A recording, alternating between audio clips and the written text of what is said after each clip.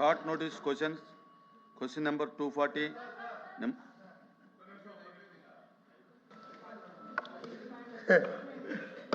మంత్రి గారు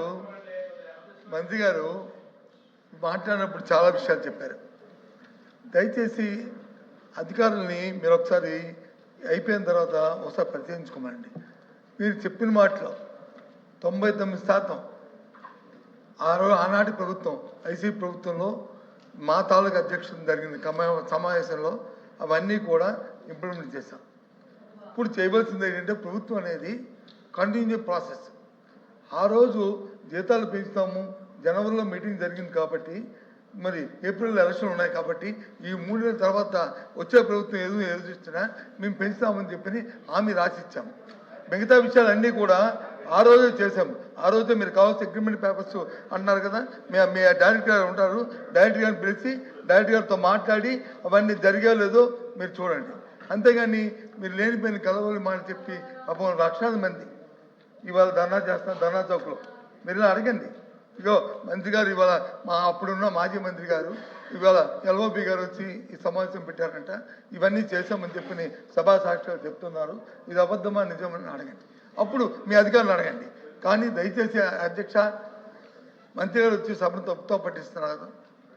పేదవాళ్ళని అంగన్వాడీ గురించి వచ్చి మీరు ఈ విషయమైన విధానం మాట్లాడుతున్నారు. వాళ్ళ కోసం వాళ్ళు న్యాయం చేస్తారా చేయరు సూటిగా అడిగారు. ఏదైతే ఆ రోజు జరిగిన అగ్రిమెంట్ని మీరు కొనసాగిస్తారా లేదా అని. లేదు మేము కొనసాగించాం, మా గవర్నమెంట్ పాలసీ ఇది, ఆ ప్రకారం ఇవి ఇంతే ఇస్తాము అని చెప్పండి, మేము ఒప్పుకుంటాం, వాళ్ళు తెలుస్తుంది.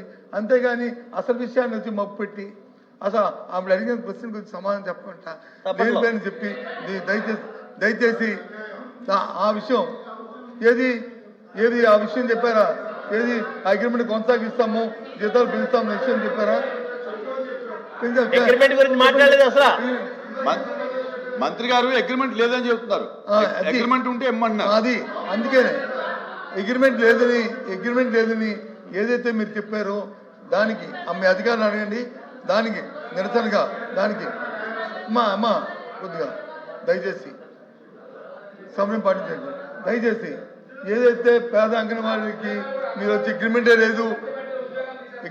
లేదు ఇదే ఈ విషయంలో లేదు, ఇవన్నీ మేము చేస్తామని మీరు చెప్తున్న సచిదూరం ఆరోపణలకి ఏదైతే అగ్రిమెంట్ లేదనే మాటకి ఇవాళ మీరు వహించాలని కోరుతూ అంగన్వాడీల పట్ల ఉన్న సానుభూతితో వారు చేస్తున్న కృషికి వాళ్ళకి జీతాలు డిమాండ్ చేస్తూ మేము మీ ప్రభుత్వం ఇటు పరిస్థితులను కూడా అంగన్వాడీ న్యాయం చేయదనే రీతిలో మేము వచ్చి ఈ సభ నుంచి వాకౌట్ చేస్తాం. అధ్యక్ష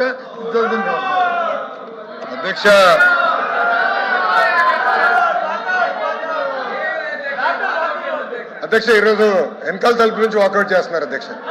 మొన్న ముందల తలుపు నుంచి వాకౌట్ చేశారు, ఇప్పుడు వెనకాల తలుపు నుంచి వాకౌట్ చేస్తారు. అధ్యక్ష వాకౌట్ చేయాల్సిన అవసరం లేదు.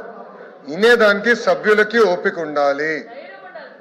మీ ఇక్కడ ఏమంటున్నాం అంటే అధ్యక్ష, పెద్దలు లీడర్ ఆఫ్ అపోజిషన్ గారు ప్రభుత్వం కంటిన్యూస్ ప్రాసెస్ అని ఒక మాట అన్నారు అధ్యక్ష. మళ్ళీ అమరావతి ఎందుకు ఆ పనులు ఆపేశారు అధ్యక్ష? మళ్ళీ అన్న క్యాంటీన్ ఎందుకు మూసేశారు అధ్యక్ష? అధ్యక్ష ఈ ప్రభుత్వంలో నేను అందరినీ కోరేది, అన్ని సంఘాలని కూడా నేను కోరేది ఏంటంటే ప్రభుత్వం చర్చించడానికి సిద్ధంగా ఉంది, వినేదానికి సిద్ధంగా ఉంది. మేమన్నా మిమ్మల్ని కన్విన్స్ చేస్తాం, మీరన్నా మమ్మల్ని కన్విన్స్ చేయాలి. ఇది మన రాష్ట్రం, కలిసికట్టుగా ముందలు తీసుకెళ్ళాలి, రాష్ట్రాన్ని అభివృద్ధి చేయాలి. అధ్యక్ష దయచేసి ఒక్క నిమిషం వాళ్ళ అధ్యక్ష ఇది ప్రజాప్రభుత్వం అధ్యక్ష. మేము పరదాలు కట్టుకుని తిరగట్లేదు అధ్యక్ష. అధ్యక్ష మీరు చూస్తే ఈరోజు మా విద్యాశాఖలో కానివ్వండి, ఇతర శాఖలో కానివ్వండి, ప్రతి వారం ఒక పూట కంపల్సరీ కమిషనర్ గారు సంఘాలందరినీ కలవాలి, వాళ్ళ సమస్యలు తెలుసుకోవాలి. వాళ్ళ సమస్యలు తెలుసుకుని ఎన్ని పరిష్కరించగలుగుతాం, ఎన్ని పెండింగ్ ఉంది, ఎన్ని పాలసీ మ్యాటర్స్, ఎన్ని ఫైనాన్షియల్ మ్యాటర్స్ కూడా మేము రివ్యూ చేస్తున్నాం. ఇక్కడ గౌరవ ఎమ్మెల్సీలు అందరూ తెలుసు, మా విద్యాశాఖలో సుమారుగా 300 ఇష్యూలు మా దృష్టికి తీసుకొస్తే దాంట్లో సుమారుగా 200 ఇష్యూస్ ఆల్రెడీ పరిష్కరించాం. అన్నీ చేసామని మేము అనట్లేదు, అన్నీ చేయగలుగుతామని కూడా మేము అనట్లే. కానీ వినేదానికి సిద్ధంగా ఉన్నాం, చర్చించడానికి మేము సిద్ధంగా ఉన్నాం. కలిసికట్టుగా మన సమస్యలు మనం పరిష్కరించుకోవాలి.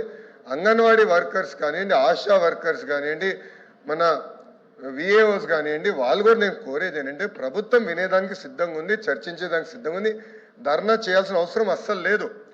కూర్చుందాం, మంత్రులు సిద్ధంగా ఉన్నారు, కమిషనర్ సిద్ధంగా ఉన్నారు.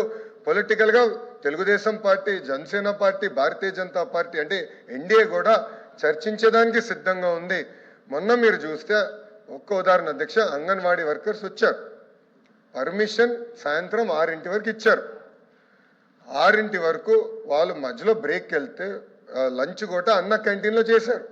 నీళ్ళు కూడా గౌరవ హోంమంత్రి గారు స్వయంగా మానిటర్ చేసి, ఎందుకంటే ఆర్టీజీఎస్ మంత్రిగానే ఉన్నాను కనుక ఇది ఒక ఇన్సిడెంట్, మేము మానిటర్ చేస్తాం. స్వయంగా హోంమంత్రి గారితో నేను మాట్లాడితే వాటర్ సప్లై కూడా చేస్తాం జరిగింది. అంబులెన్స్ కూడా పెట్టారు. మేడం గారు కూడా ఏమన్నారంటే ఇంతమంది వస్తున్నారు, పొరపాటున ఎవరికైనా ఇబ్బంది ఉంటే చూసుకోవాలని అంబులెన్స్లు కూడా ఏర్పాటు చేశారు. కానీ అక్కడ జరిగింది ఏంటంటే 6 తర్వాత రాత్రిపూట అక్కడ పర్మిషన్ లేకుండా ఉండిపోతే అందరం కంగారు పడ్డాం. ఇంతమంది మహిళలు పడుకొని ఉన్నారు, పొరపాటున ఏమైనా జరిగితే ఏమవుతుంది చాలా భయపడ్డాం.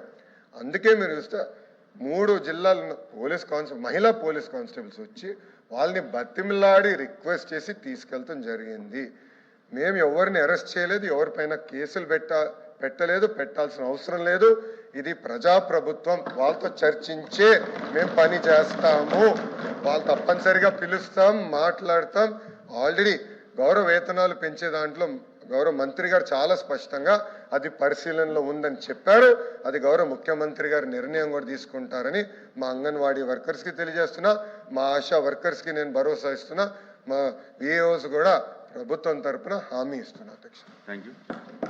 Short discussion, short notice question 240 Nimmala Ramanaidu గారు.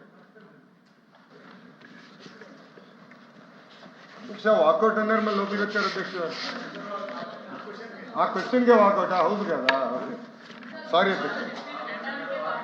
పర్లేదు టీవీలో వింటారు, లైవ్లో చూడొచ్చు, టీవీలో మీ నాయకుడు లైవ్లో చూడొచ్చు.